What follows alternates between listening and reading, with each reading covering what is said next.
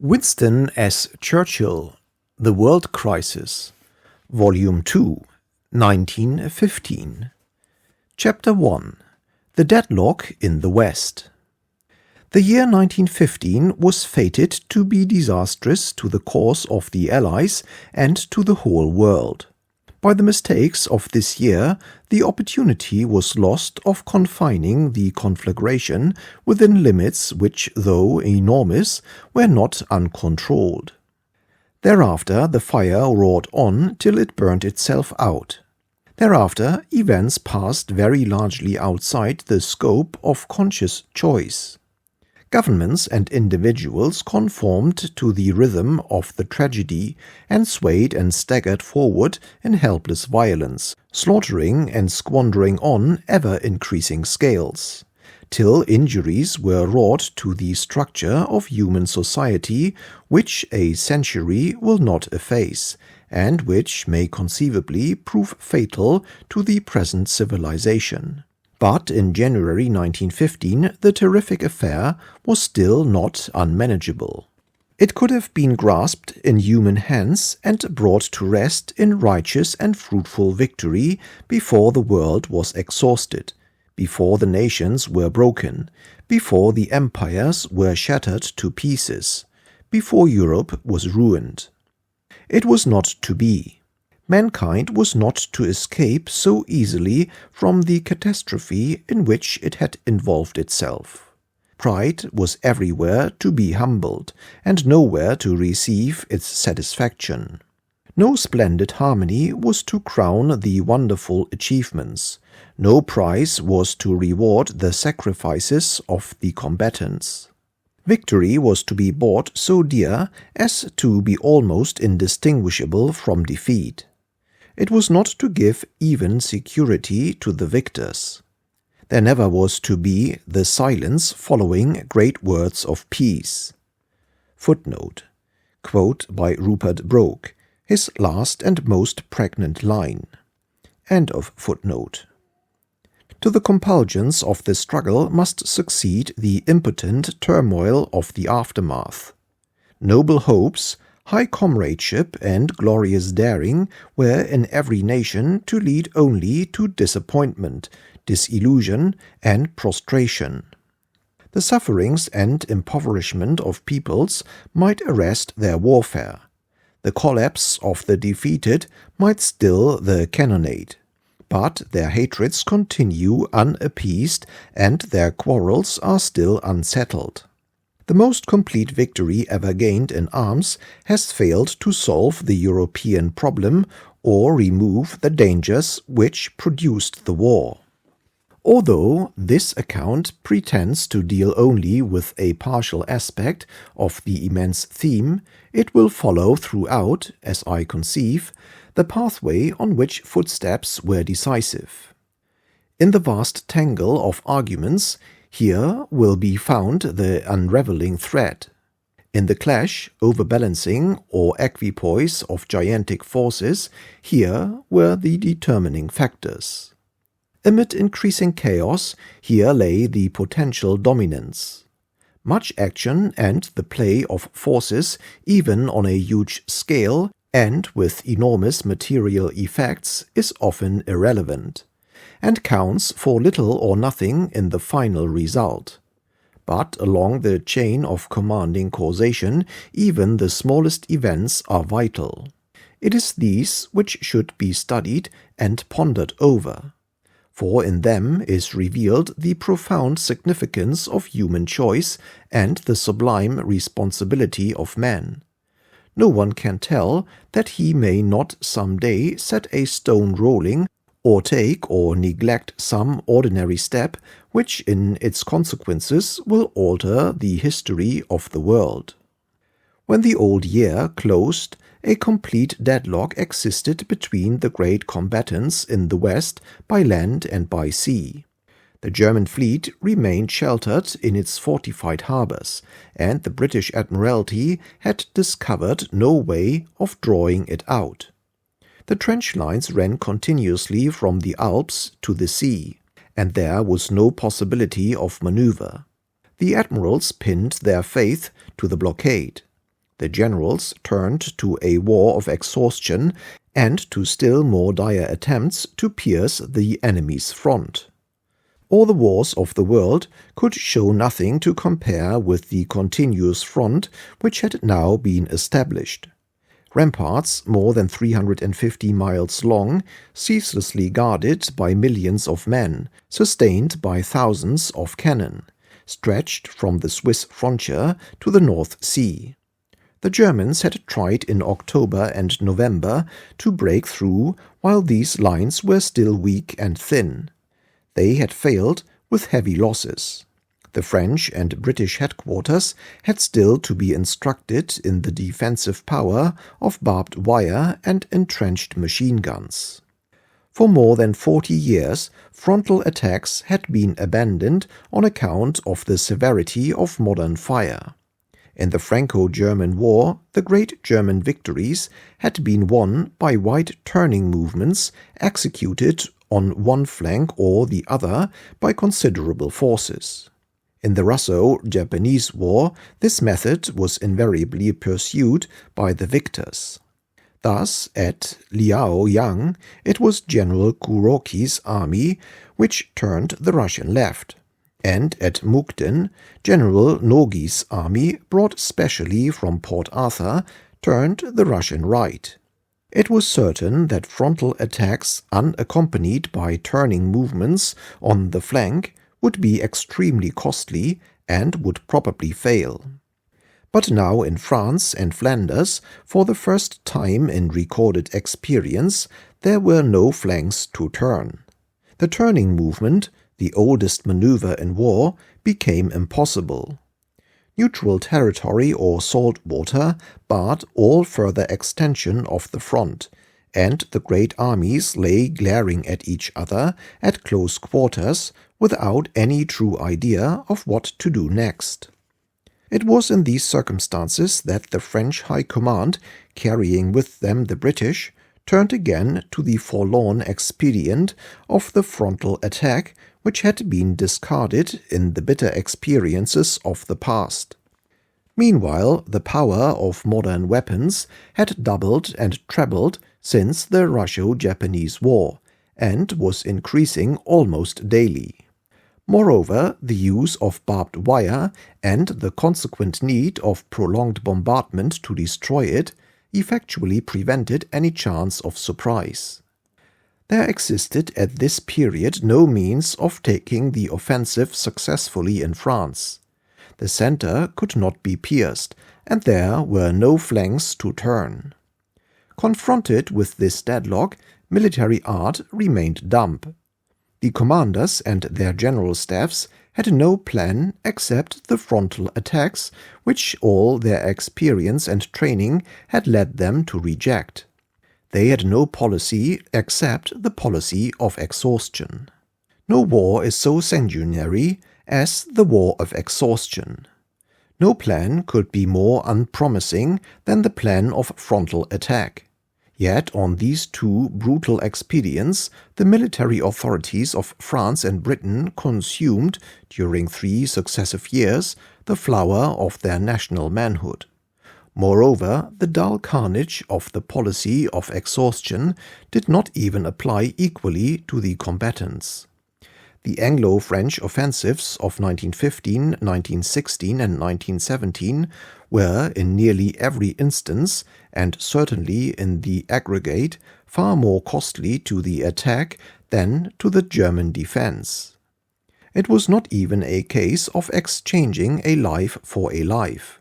2 and even 3 British or French lives were repeatedly paid for the killing of one enemy, and grim calculations were made to prove that in the end the Allies would still have a balance of a few millions to spare. It will appear not only horrible but incredible to future generations that such doctrines should have been imposed by the military profession upon the ardent and heroic populations who yielded themselves to their orders. It is a tale of the torture, mutilation, or extinction of millions of men, and of the sacrifice of all that was best and noblest in an entire generation. The crippled, broken world in which we dwell today is the inheritor of these awful events. Yet all the time there were ways open by which this slaughter could have been avoided and the period of torment curtailed. There were regions where flanks could have been turned. There were devices by which fronts could have been pierced. And these could have been discovered and made mercifully effective, not by any departure from the principles of military art, but simply by the true comprehension of those principles and their application to the actual facts. Battles are won by slaughter and maneuver. The greater the general, the more he contributes in maneuver, the less he demands in slaughter. The theory which has exalted the bataille du jour, or battle of wearing down, into a foremost position, is contradicted by history and would be repulsed by the greatest captains of the past. Nearly all the battles which are regarded as masterpieces of the military art, from which have been derived the foundation of states and the fame of commanders, have been battles of maneuver, in which very often the enemy has found himself defeated by some novel expedient or device, some queer, swift, unexpected thrust or stratagem. In many such battles the losses of the victors have been small. There is required for the composition of a great commander not only massive common sense and reasoning power, not only imagination, but also an element of legerdemain. An original and sinister touch, which leaves the enemy puzzled as well as beaten. It is because military leaders are credited with gifts of this order, which enable them to ensure victory and save slaughter, that their profession is held in such high honor. For if their art were nothing more than a dreary process of exchanging lives and counting heads at the end, they would rank much lower in the scale of human esteem. There are many kinds of maneuvers in war, some only of which take place upon the battlefield. There are maneuvers far to the flank or rear.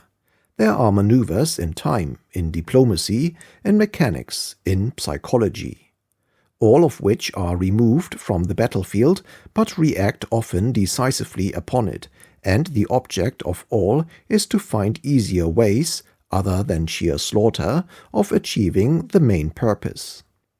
The distinction between politics and strategy diminishes as the point of view is raised. At the summit, true politics and strategy are one. The maneuver which brings an ally into the field is as serviceable as that which wins a great battle. The maneuver which gains an important strategic point may be less valuable than that which placates or overawes a dangerous neutral.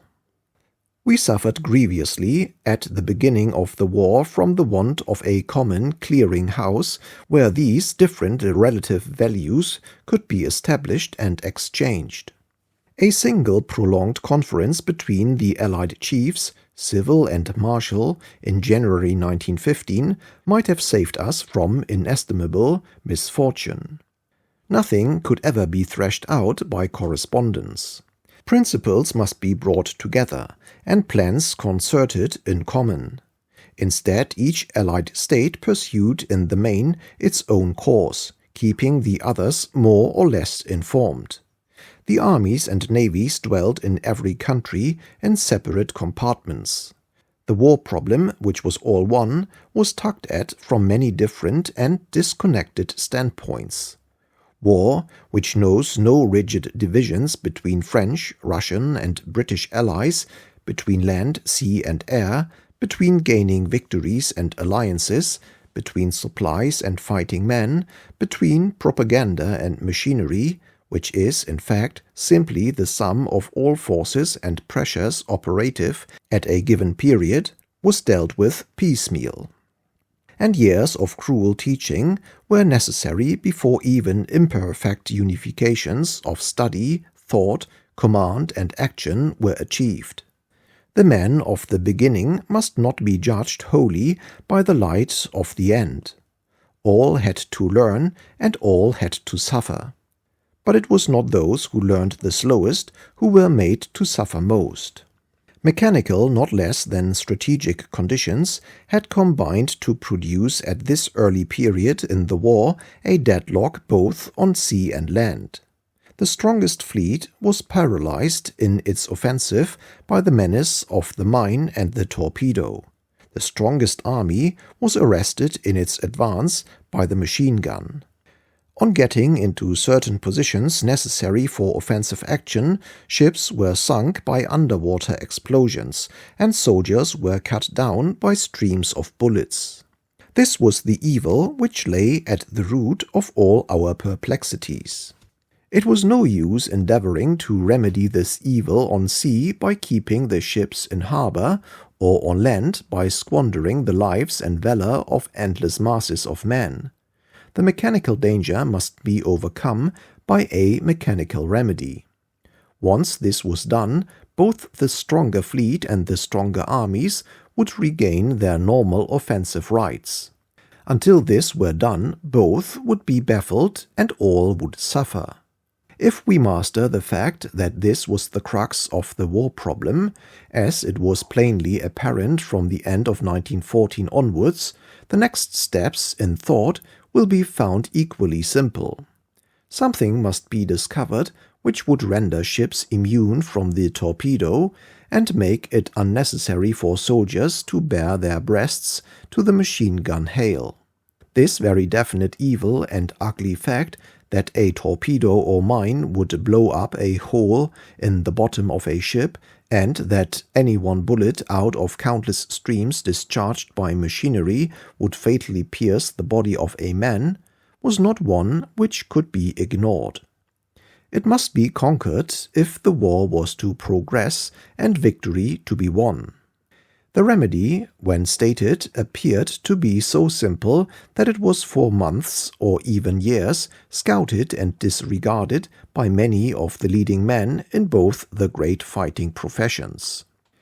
Reduced to its rudiments, it consisted in interposing a thin plate of steel between the side of the ship and the approaching torpedo, or between the body of a man and the approaching bullet. Here then was one of the great secrets of the war and of the world in 1915, but hardly anyone would believe it. This sovereign, priceless key to inestimable blessings lay there in the dust for everyone to see, and almost all the great responsible authorities stood gazing at it with vacant eyes. Those who perceived it, soldiers, sailors, airmen, civilians, were a class apart, outside the currents of orthodox opinion, and for them was reserved the long and thankless struggle to convert authority and to procure action. Eventually they succeeded. On-sea authority intervened at an early stage. On land the process was more painful. The Monitor and the bulged or blistered ship were the beginning of the torpedo-proof fleet. The tank was the beginning of the bullet-proof army. Both of these devices, when the difficulties of their application were surmounted, would have restored to the stronger fleet or army the offensive powers of which they had been deprived by new mechanical developments. But when at last monitors, blisters, and tanks had been devised and built and were placed under naval and military commanders-in-chief, the usefulness of both was largely thrown away. The monitors, the original types of which were no doubt far from perfect, were not developed and were never employed as a part of any great naval offensive, while the tanks were improvidently exposed to the enemy long before they were numerous enough to produce decisive effects. Nevertheless, the tanks survived to play their part. Closely allied to the problem of finding ways of attacking by sea and land lay the great subject of smoke. To make an artificial fog which would blanket off a particular area so that men or ships could traverse it or occupy it without the enemy seeing where to shoot at them, was a second most simple and obvious expedient. Smoke was the ally and comrade of the steel plate. They went forward together, each helping the other and multiplying their joint effect. And behind smoke lay a more baleful development: poisonous smoke.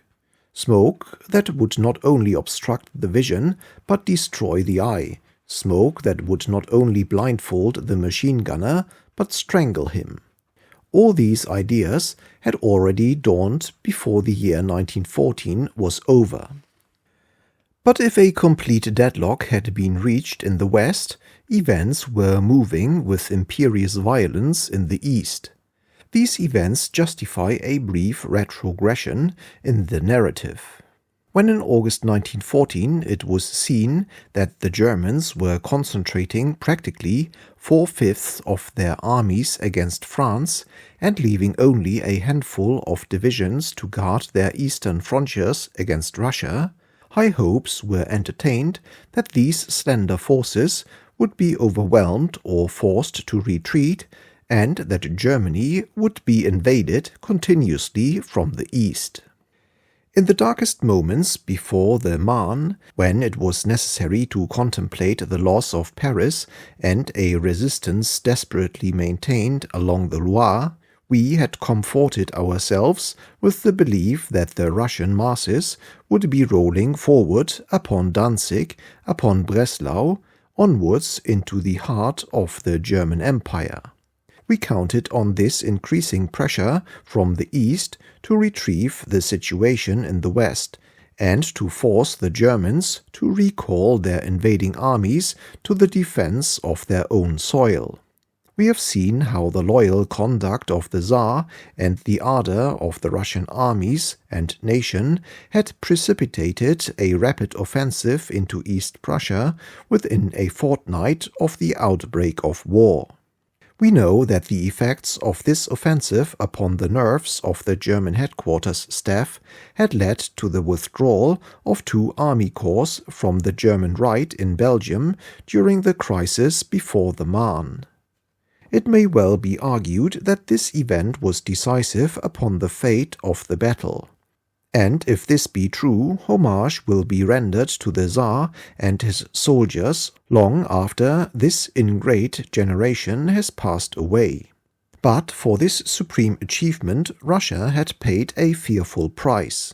No sooner were the armies in contact in the east than the bravery and superior numbers of the Russians were found quite unequal to the leadership, the science, and the discipline of Germany.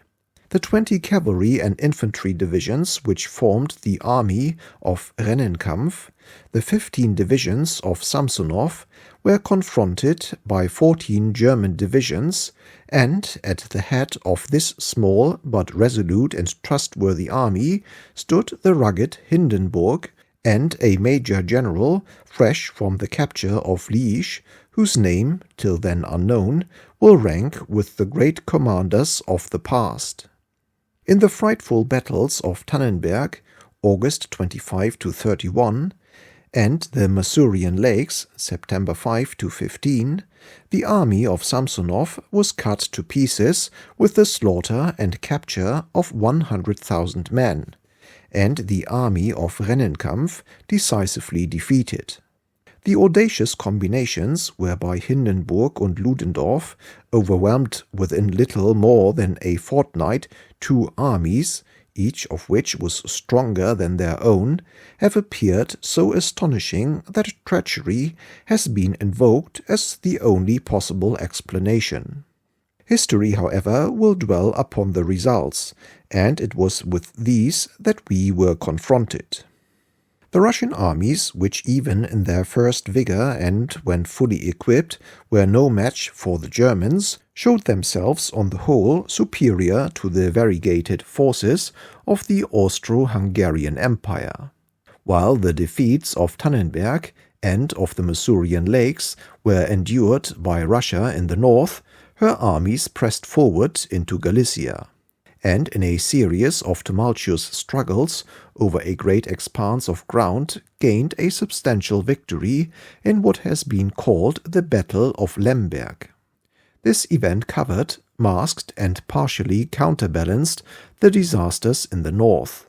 In fact, the victory in Galicia bulked so largely in the accounts published in France and Britain that the catastrophe in East Prussia made little or no impression. Hindenburg and Ludendorff now laid hands upon the defeated Austrians and proceeded to reinforce and reorganize their front. There followed the Winter War in the east. In the snow or mud of Poland and Galicia, over enormous fronts swaying backwards and forwards with varying fortunes, the Russians grappled manfully with their antagonists. The German situation in France after the Battle of the Marne and the Great Drive in October and November against the Channel ports forbade the withdrawal from the west of reinforcements for the east. Ludendorff's first combined movement against Warsaw, conceived with his usual hardihood, proved a task beyond his strength.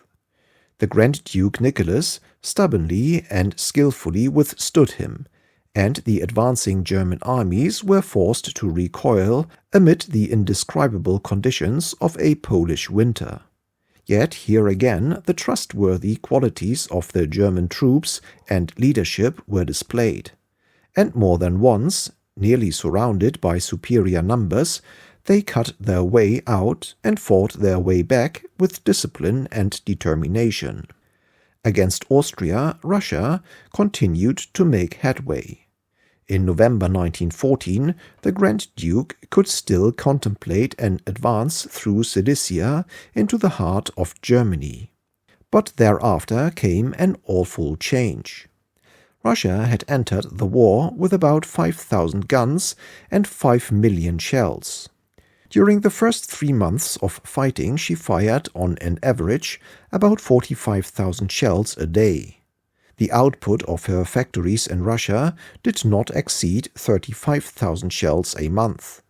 By the beginning of December 1914, scarcely 300,000 shells, or barely a week's requirement, remained out of the initial reserve. At the moment when the Russian armies needed the greatest support from their artillery, they found their guns suddenly frozen into silence. No less grim was the shortage of rifles. In the fierce, confused, unceasing fighting of the first 3 months, over 1 million rifles out of 5.5 million had been lost, captured, or destroyed. By the end of the year, over 1,350,000 Russians had been killed, wounded, or made prisoners. The barracks of the empire were full of lusty manhood. 800,000 trained drafts were ready for dispatch to the front, but there were no weapons to place in their hands. Every Russian battery was silenced. Every Russian battalion was depleted to 2/3 its strength. Many months must elapse before the flow of shells could be resumed. Many more months before the supplies of rifles could overtake the daily wastage. Meanwhile, the Russian armies, hamstrung and paralyzed, must await and endure the vengeance of their foes. Such was the prospect which had now opened upon Russia and her allies before the first Christmas of the war was reached. The British government had at the Russian headquarters an agent of singular discernment in Colonel Knox.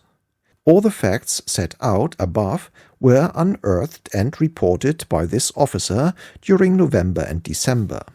General Sukhomlinov, the Minister of War, might persist in blind or guilty optimism. The General Staff in Petrograd might declare in answer to the anxious enquiries of General Joffre at the end of September that the rate of expenditure of ammunition gave no cause for anxiety. The Grand Duke himself, absorbed in the actual operations, might be unconscious that the ground was crumbling under his feet. but the terrifying secrets of the Russian administration were penetrated by the remorseless scrutiny of Knox. In a series of luminous and pitiless dispatches, he exposed the position to the British government, and these grave forebodings lay upon us during the closing weeks of 1914. It seemed at times that Russia might be torn in pieces before she could be rearmed. While the deadlock continued on the Western Front, while Joffre pursued the policy of nibbling, Gilles and his staff elaborated schemes for a frontal attack on the German lines in the spring, Russia, with her inexhaustible resources in men and food, might collapse altogether or be forced into a separate peace. And then the whole weight of the Teutonic powers would fall after an interval upon the hard-pressed armies of France and the unready armies of Britain. At the best, a long period of weakness, of quiescence, and of retirement must be expected from our great ally. No one could measure the disasters which this period must contain. Although in appearance the lines in the east presented a continuous front, they in no way reproduced the conditions of the west. The distances were much greater, the communications much worse. The lines were thinly held on both sides. They could be bulged or broken by any decided advance. How could the Russians maintain their front with hardly any artillery fire, with very little machine guns, and with an increasing scarcity of rifles?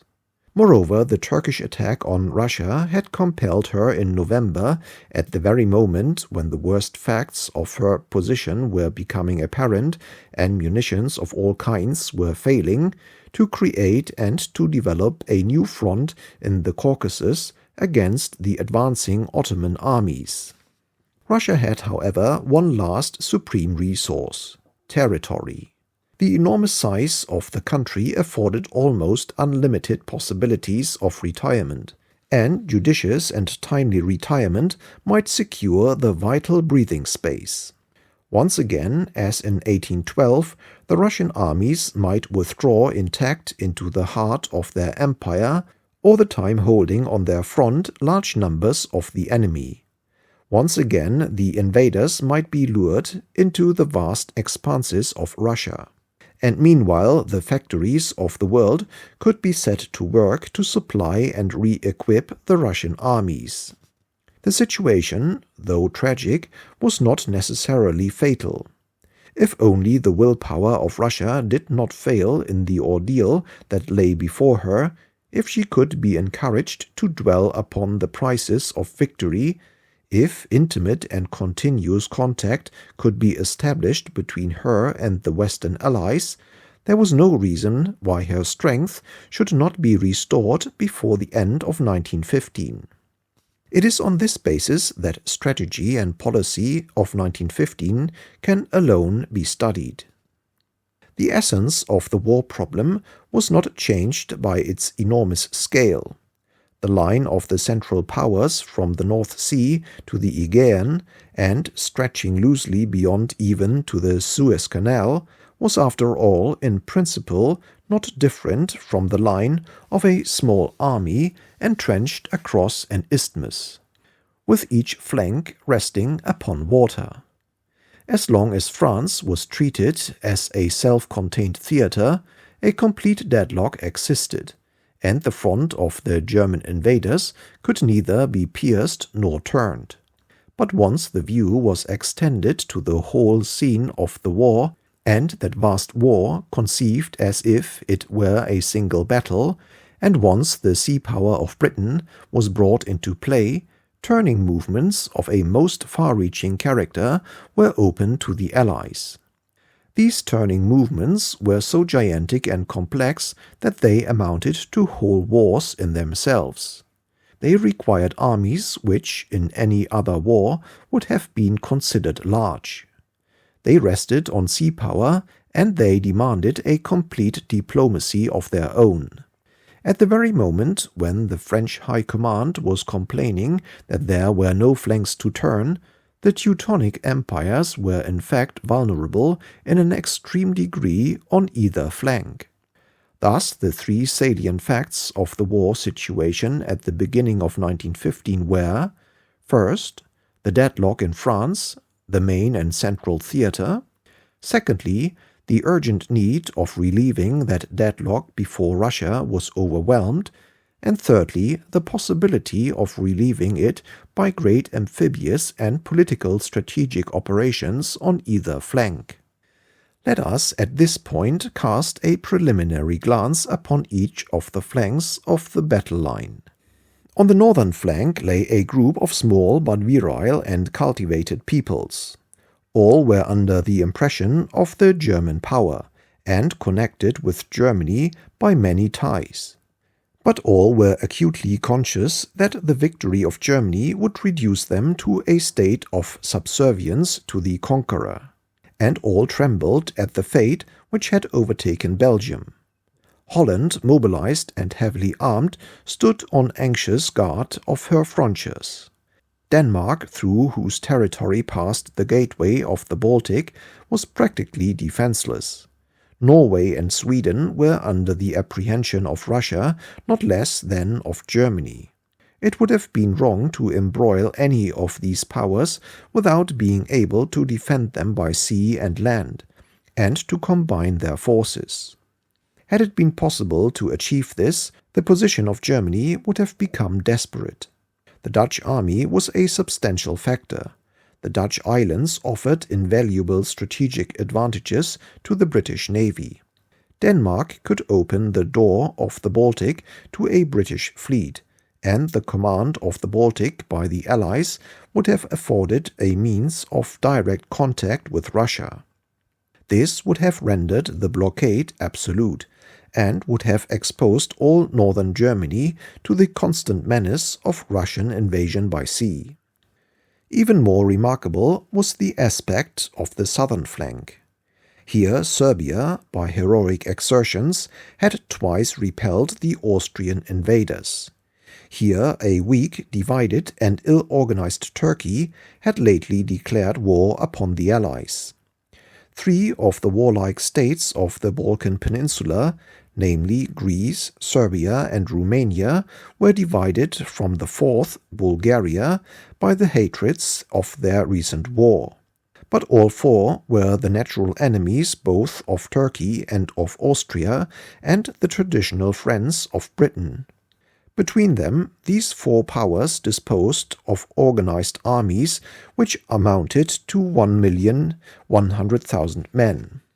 Serbia 250,000, Greece 200,000, Bulgaria 300,000, Romania 350,000.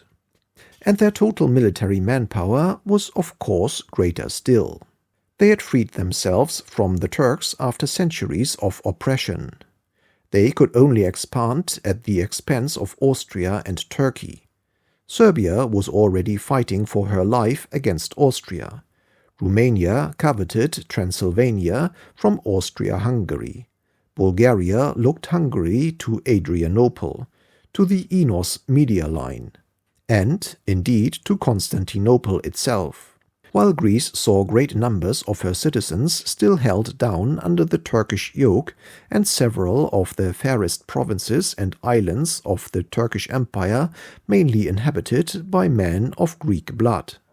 If these four states could be induced to lay aside their intestine quarrels and enter the war together under British guidance against Turkey and Austria, the speedy downfall of the Turk was certain. Turkey would be cut off completely from her allies and forced into a separate peace during 1915. The whole of the forces of the Balkan Confederation could then have been directed against the underside of Austria in the following year. If we may consider the fighting forces of the Turkish Empire as the equivalent of 700,000 men, it will be seen that the striking out of this hostile factor and the simultaneous accession to our strength of new Balkan armies of nearly 1 million men meant an improvement of our positions as against Germany and Austria, by 1¾ million soldiers.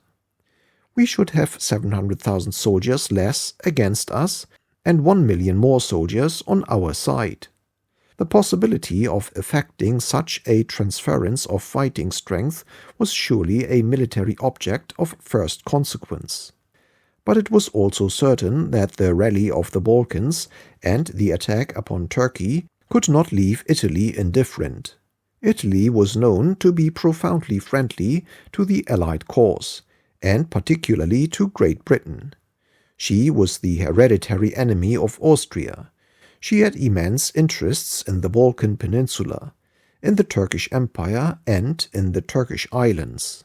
It seemed highly probable that any decisive or successful action taken by Great Britain in this quarter of the world must draw Italy, with her army of about 2 millions, directly into the ambit of the Great War as a first-class ally on our side.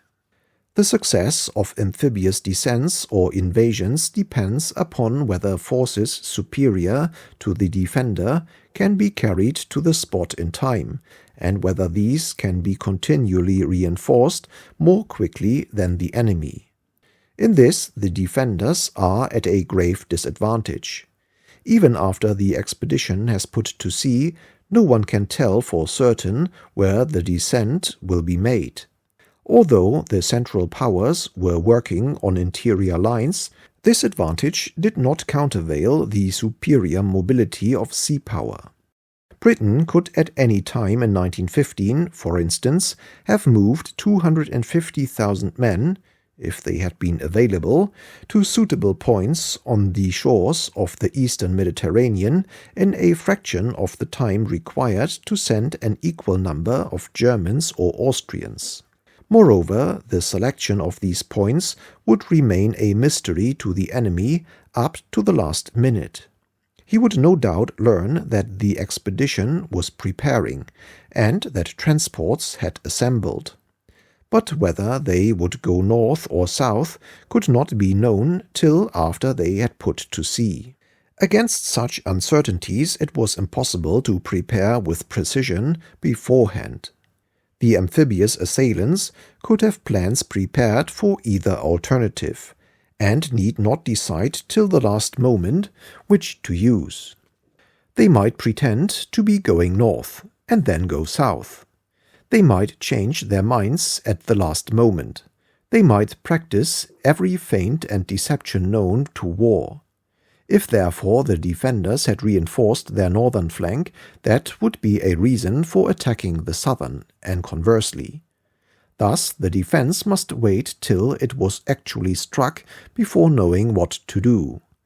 Then, and then only, could the transportation of armies to the scene begin. Even if the road were open on the southern flank, it was not. The movement of considerable armies and their supplies and their organization in a new theater was a matter of months. What could not the sea invaders achieve in the interval? What territory could they overrun? What positions could they seize? What defenses could they construct? What magazines could they accumulate? What local forces could they defeat or destroy? What allies could they gain? All this lay in our choice in the spring and summer of 1915. As the war advanced, the chances constantly diminished, and the difficulties constantly grew. In the later periods of the war, the scale of the armies necessary to secure swift victory in the southern theater began to exceed the resources, strained in so many ways, of the British mercantile marine. There were limits even to the sea power of the great amphibian. Gradually, under ever-increasing burdens and continual attack and injury, these limits became apparent. But 1915 was her hour of overwhelming strength. There lay the supreme opportunity. There were, in fact, at this juncture 2 great plans of using sea power to relieve the murderous deadlock in the West, both aimed at breaking into and dominating the landlocked waters which guarded the Teutonic flanks. Both would give direct contact with Russia and would rescue our eastern ally from her deadly isolation. Both would affect in a decisive manner a group of neutral states. Both, in proportion as they succeeded, would open up enormous new drains on the resources of the Teutonic empires. Should we look to Holland, Denmark, Norway and Sweden, or to Greece, Bulgaria and Romania? Should we strike through the belts at the Baltic or through the Dardanelles at Constantinople and the Black Sea?